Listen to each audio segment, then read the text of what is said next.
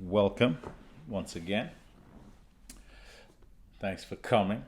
I'm glad you came, is what I'll say. Yeah. Week number 3, week recap. That'd be quite cool. I'm a bit late with it, but never mind that. A whole lot has happened. The traveling, everything that's going on, Cricket World Cup is still going on, and I dare say that week 3 got rather interesting, actually. And one of the main things, India remaining unbeaten. Big thing, of course. King Kohli century, that one against Bangladesh. That was important and a highlight in many people's week. I suppose also you'd say South Africa getting back to winning ways after their loss against the Netherlands. You'd probably go with Australia. What about Australia? I say getting back to winning ways, finding a way to win. They kind of woke up. It wasn't looking good for them, and many a supporter had probably written them off already. I don't know that it's a dawn, maybe a false one, maybe not. We'll see. Perhaps they get to those semis. I don't know. We'll have to wait and see. Something else from Australia to England. Oh, goodness. How tough. Man, I can't believe what's going on in the England camp. They just continue to struggle. Anyhow, yeah, I'll get into that a little bit, just a little bit as we sort of go through the games and the main things that have gone on in the week. I'll also end with moment of the week and player of the week, and it's a tough one actually. This week, because there are a couple of moments. One of the things that I haven't mentioned is Afghanistan beating Pakistan. That's where I want to begin. A humongous game, clinical it was. Pakistan won the toss, then batted first, and you expect it to kind of roll along as it should, and the bigger team is the one that'll end up winning. But Afghanistan have been, in the games that they've won, they turned over England and dominated that. They also dominated Pakistan. I think I might have said in the broadcast at the time that if you just swapped the shirts, you wouldn't be wrong for thinking, okay, this team is that one and that one is the other. So yeah, and a colleague of mine said, I read a tweet. Ian Bishop, good friend of mine, big brother, said, "Are we still calling them upsets?"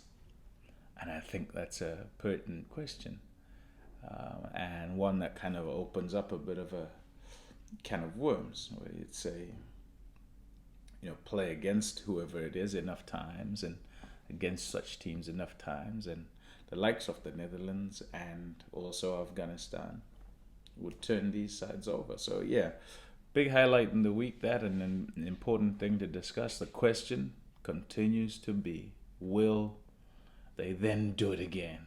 And I can't say no after the, 2-3 games where the result has gone the other way. You wouldn't say there wouldn't be any more. I think, in fact, you'd probably go so far as to say there will be more. Yeah, that's one big one in week number 3. Then, what else? In Australia's waking up, there's that Warner and Marsh partnership. What did they put on those guys? Like 260 or something, I think it was. Magnificent for them. And you kind of expected at some point that they'd wake up. Bengaluru is a stadium, I suppose, that would suit them. That it was against Pakistan.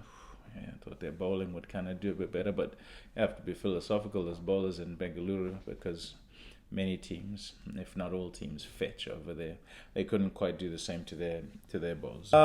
South Africa back to winning ways. I think that was important. Having lost to the Netherlands, then went and absolutely obliterated England. The class act, to borrow a phrase, and one that might well be used a lot of times through the World Cup. Yeah, magnificent century at Mumbai, and an incredible win. And Marco Jansen, I think, needs a mention. I think this is kind of the making of him. Everyone knew about his talents and sort of potential, but in this World Cup, he's done more at that number 7 spot for South Africa than he's ever done before. And there may be a case of sort of legitimately becoming that number 7 all-rounder that many had been thinking he could be and weren't entirely sure. So I think that's brilliant for the South Africans.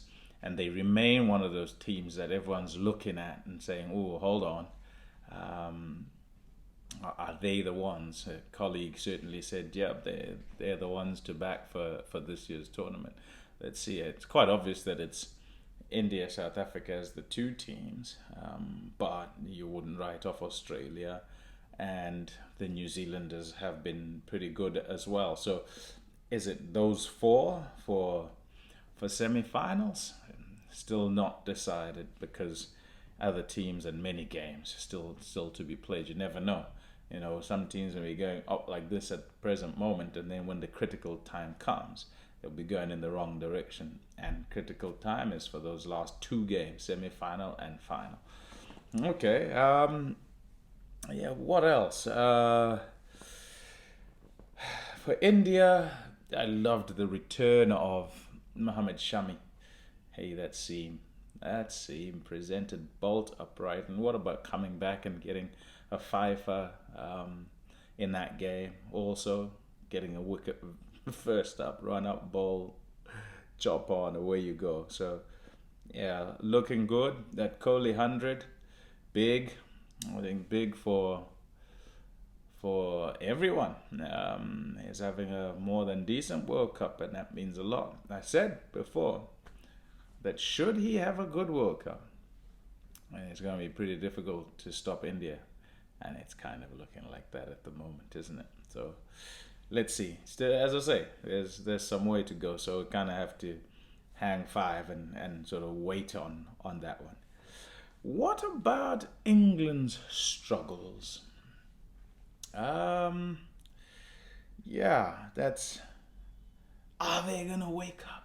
Are they going to wake up just in time? You see, you wouldn't write them off because they're the defending champions. But I don't know that I can say they're going to wake up. It's just all looking so bad. It's just looking like whoever they play, they're not going to put it together and they're going to be turned over. You wouldn't have thought so, right? Because they've been revolutionary in the way that the game has been played. White ball cricket, doesn't matter which you're talking of, 2020s or one days, but they can't put it together. They've had injuries, they've had all sorts, actually, just some poor performances, and yeah, a tough one. Week 3 for them, not good. Not good at all, because South Africa smashed them and then turned over by Sri Lanka as well. So yeah, that's not gone so well. The other thing that happened in this week, which is kind of to moment of the week and to player of the week for me, and it was hard. I said it was hard because the moment I might have gone with Afghanistan over Pakistan, but then I sort of thought, no, not really. It can't win over this record 40 ball 100, and that's it. Actually, Glenn Maxwell walked in over what? I think it was over 39. And Australia had 266, and it looked like on the pitch in Delhi that was decent. It looked like they weren't going to get to, 320, 330. They were struggling to get there. And he scored 100 of 40 balls. My goodness. Talk about power. He also had control in the way he went about things. Some of those shots he played, just ridiculous. And then got them to 399. Magnificent. So, he is my player of the week. Glenn Maxwell, the big show. And the moment of the week is that 100 as well. Kudos to Afghanistan this week. Kudos to King Kohli for his ton. He got a ton as well. And to the teams that have woken up and going in the right direction. Yeah, kudos to all of them as well. Let's see what happens in week number 4. It's been enjoyable. The upsets, are we still calling them upsets? They're good. And I think it means week 4 is going to be even more exciting. As we kind of get closer, we hope that we get closer to who it is who's going to be in the semifinals. Currently, we don't know. I can't even say X or Y is it, because it's looking India unbeaten, well on their way. But kind of beyond that, I think it's still a bit of a tussle and a fight. Maybe after week 4, and I'll be sure to be on time with the recording of a piece after week 4. Maybe we'll know then. But maybe we won't. And that's just how we like it. Thanks for watching, right? We'll catch you next time. Remember, press the subscribe button. Yeah. Ciao.